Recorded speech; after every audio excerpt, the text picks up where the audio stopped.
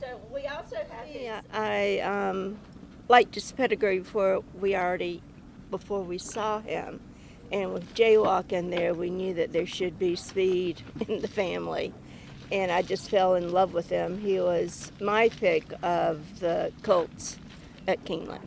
Well, there is a lot of luck, but Todd did a lot of work at the farm with, it starts with getting them, breaking them, and then their basic training that Todd can talk about that we do at the training center before they ever go to the racetrack, and then getting to the track. And like you said, it's so much luck is involved of how they come out of the gate and what happens after that. You buy and you have all these prospects, and we have these to start with, and we've got great, between Mandy's breeding program and what we're able to buy, we have a lot of really good prospects coming on, but it takes the breaking, it takes the initial training, it takes everything to go right, and then once you get there, then you got to pick the right person to train him. This horse had Todd Fletcher written all over it, and that's why he went to Todd, and so then everything has to go right, everything has to go through, and this horse has been really, really good. His only Achilles heel has been breaking from the gates and going slow, and early on he actually broke a little quicker, but now it's kind of like he wants to get out, take his time, survey the whole territory, and then come running. And I think that's what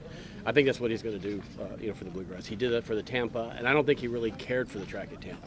I don't think he in a day he didn't care for the track, didn't care for the step, and still won. Hopefully, watching him train this morning, I think he loves Keeneland. So we'll see. I'm intrigued. You said that this horse had Todd Fletcher written all over him. Could you elaborate on that? Sure.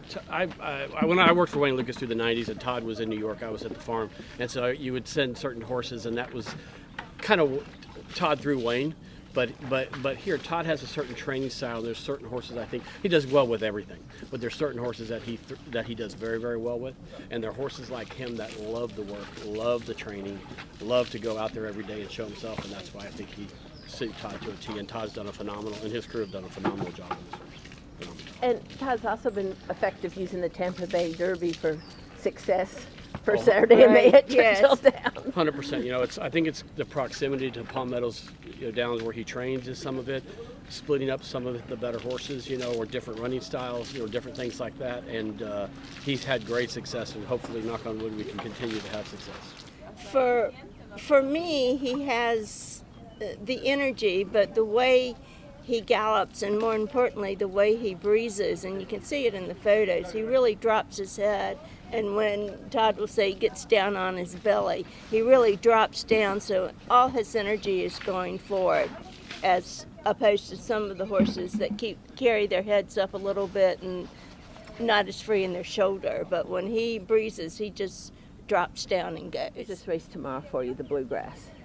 Probably our second biggest race compared to the Derby last year. Well, no, he's saying I think Mandy has always. I mean, the Derby. Mandy's never had Derby fever. She's always loved Keeneland. I think she's being. Yes. I think she would. It means a ton. It means almost as much as a Derby to win a Grade 1, especially the Bluegrass at Keeneland. Yeah. I think and because it's just such an important race. Mandy's has a house here in Lexington. The foals are all here in Lexington. The breeders all here in Lexington. The breeders are all in Lexington. Right. The Bluegrass is huge. One step at a time. But at this stage of his career and I think of Mandy's career, the Bluegrass would be huge. It would be huge. Yes. Back to what you were asking about what we saw in him. Mandy goes through the pedigrees, and we go through and we look at them all. And he was a very good physical, even as a yearling.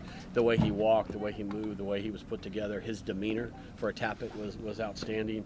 And then, the icing on the cake was having Brian Graves and Anthony Beck and Gainesway saying, hey, can we stay in? Can we stay in? That just gives you even that much more confidence that you're doing a good thing. Because we didn't, he wasn't cheap, you know, and I was stopping at $1 million, and Mandy's pushing me on saying go on and go on, which will happen at times. You know, we set a value and then we do whatever she wants to do, and I'm very glad she pushed us on to buy this horse. Well, in the sale, where did he rank on your depth chart? He was number one. So he was the one you were determined to get. Yeah, and we were out, you know, I mean, that's Rapoli and Jacob West and them, they were buying everything.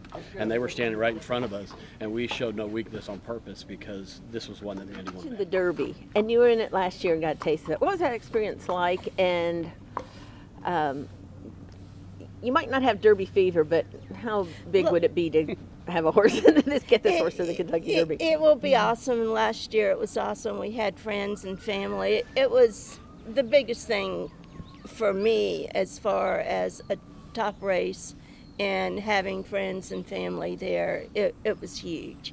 So if we can, we're going to repeat it this year, but we're obviously, I think we're going to have a much better outcome than we did last year. Todd has several really nice horses, and we're one of the top 3 anyway. Obviously Forte is looming up there, but it all depends on how they come out of the gate and what happens. Todd has the horses, some of the best horses in the country, and you'd have to say arguably 2 or 3 or 4 of the best right now going to the Derby. When you're training with those horses and you're breezing against those horses, it gives you a good barometer of where you're at with the field. We thought we were there with Chargett last year, and Chargett, I still feel his potential and who he is still there. He just had a physical problem with his throat that didn't let him do it. He comes back and wins the Dwyer by 23. We need that 23 Dwyer effort with Tapit Trice in the Derby, and I think we're going to get that way. He's much more accomplished, I think, than Chargett was. You know, it's hard to compare one to the other, but I think we're in the right hands with Todd. I think he's the right horse, the right pedigree, the right running style, and you know, we just need to get lucky. And right now, I just think we need to get lucky. Bluegrass Field tomorrow. Your thoughts on that? I mean, Go ahead. I love us being, you know, it's nice to be the favorite because you know you're in the right spot. I think there's some very promising horses, and they're verifying, you know, when he broke his mate at Saratoga, everybody was ecstatic about him. And, you know, he showed a little hiccup, you know, in the race in the mud, I think it was in the Rebel, but he's a super nice horse and coming in, great pedigree, you know, half to Midnight Bassoon, you know, super nice. Raising Cane, you know, is well too. You know, it's nice when you come into a race. It's a good quality horse that anybody can win, but I don't want to trade places with anybody. That's a nice feeling. There's nobody that stayed more tried and true to the game than Mandy, especially with the sire Tapit. There's nobody been her bigger supporter, and I think finally, you know, sometimes it takes time. Finally, they come around, and I think it's finally coming full circle with the Colts, but not only that, but with the fillies as brood sires too. I remember back in the day working for Wayne, I remember Mr. Campbell bred the Stormcat 27 times and never got a stakes winner. And so, and he is arguably one of the best sires. It can happen, but like him and like Mandy stayed true to it and didn't waver, even though things didn't go their way. And it's so nice to sit back and relish in all of it, in her program, in what's going on, and again with Tapit as well. It has been a long journey. I mean, I've been doing this for a long time, starting with one broodmare 40-some years ago. It's been a long journey, but you just keep trying. You do everything right. You follow the rules. You get the best trainers, the best veterinarians, the best consultants, the best people working for you, and then that's all you can do. The rest is gonna happen or not.